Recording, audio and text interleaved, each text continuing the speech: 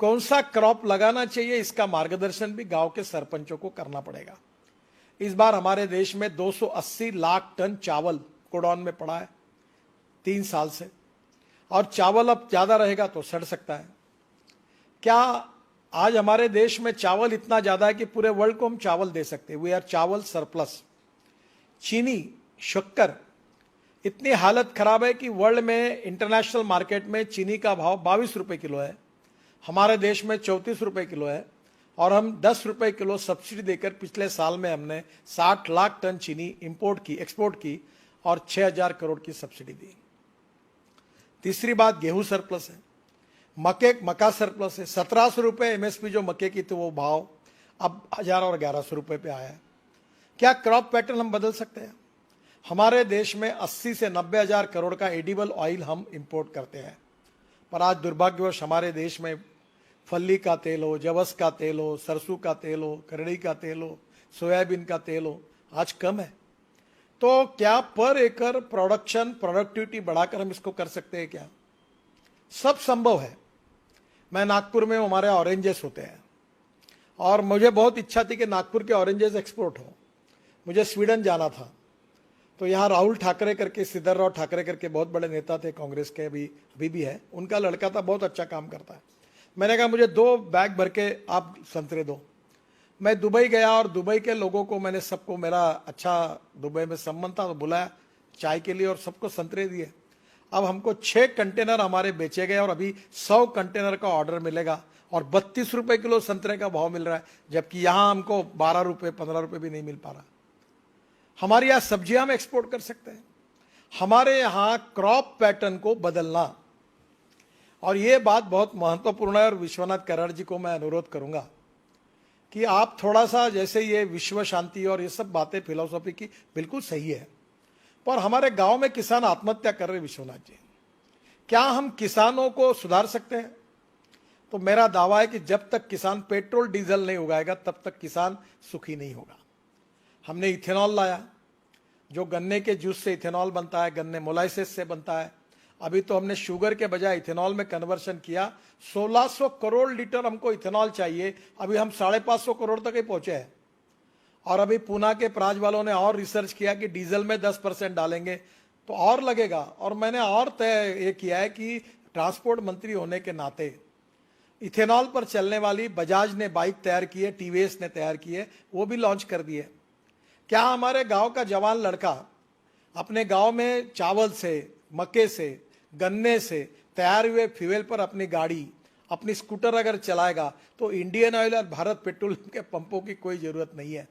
मैं कोई Indian oil और भारत पेट्रोलियम के विरोध में नहीं हूं, पर 8 लाख करोड़ का हम इंपोर्ट कर रहे हैं और प्रदूषण बढ़ा रहे हैं। उसके बजाय हम किसानों ने तैयार किए हुए ईंधन पे जाएंगे। तो मेरी एक ही सुझाव है कि diversification of agriculture towards energy and power sector, यह विषय विश्वनाथ जी हमें लोगों को जगाने के लिए बहुत आवश्यक है। ये अगर होगा, और इसमें काफी काम हुआ है, हवाई जहाज का ईंधन भी किसान तैयार कर सकते हैं, किसान बिजली भी तैयार कर सकता है, किसान मोटर, कार, बस, ट्रक चल सकती है, और ये सब सिद्ध हुआ है। मैं ट्रांसपोर्ट मंत्री हूं, मैं आपको इसकी सब जानकारी दूंगा।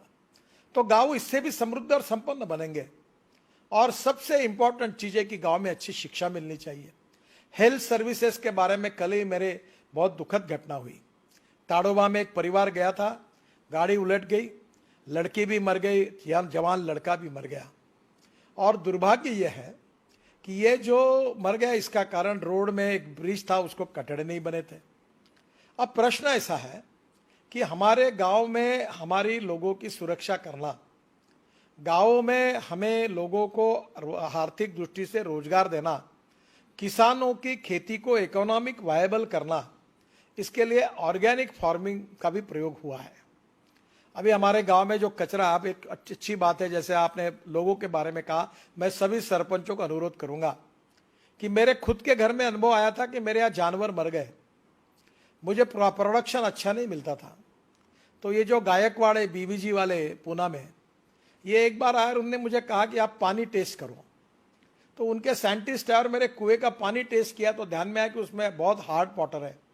फिर मैंने सॉफ्टनर लगाया और जमीन को भी सॉइल हेल्थ कार्ड और पानी का टेस्टिंग हर किसान ने करना चाहिए। इसमें हम लोग सरपंच ने जिम्मेदारी लेनी चाहिए कि मेरे गांव में एक भी किसान ऐसा नहीं रहेगा जिसका सॉइल हेल्थ कार्ड होगा और पानी टेस्टिंग होगा।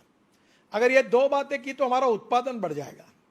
और इसलिए ये दो बातें करने के बाद आपके जमीन में एनपीपी में नाइट्रोजन, फास्फोरस, पोटेश में क्या कम ज्यादा है वो खाद डालिए। जो आता वो खाद केमिकल फर्टिलाइजर डालता है। अभी ये प्रयोग हुआ कि जिनके खेत में ऑर्गेनिक कार्बन 0.80 के ऊपर है उनको 100 टन गन्ना हुआ, और जिनके खेत में ऑर्गेनिक कार्बन जो है ये 0.20, 0.25 30 से 40 टन, 25 टन गन्ना हुआ।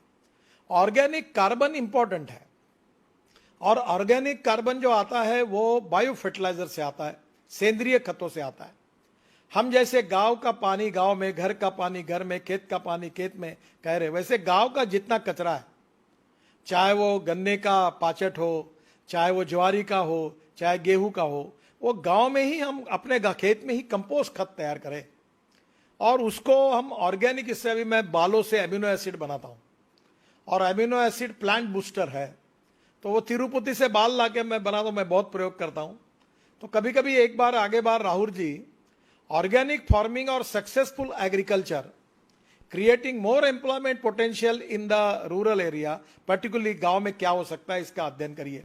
अभी जैसे मैं खादी ग्रामोद्योग का मंत्री हूं, हनी, अभी मनोज जी वहां है, हाई एटीट्यूड के हनी की कीमत 6,000 रुपए किलो है, और खादी ग्रामोद्योग से हम हनी के लिए पेटियां दे रहे हैं, और जहां हनी इकट्ठा होता है वो क्रॉप का प्रोडक्शन 25% बढ़ता है।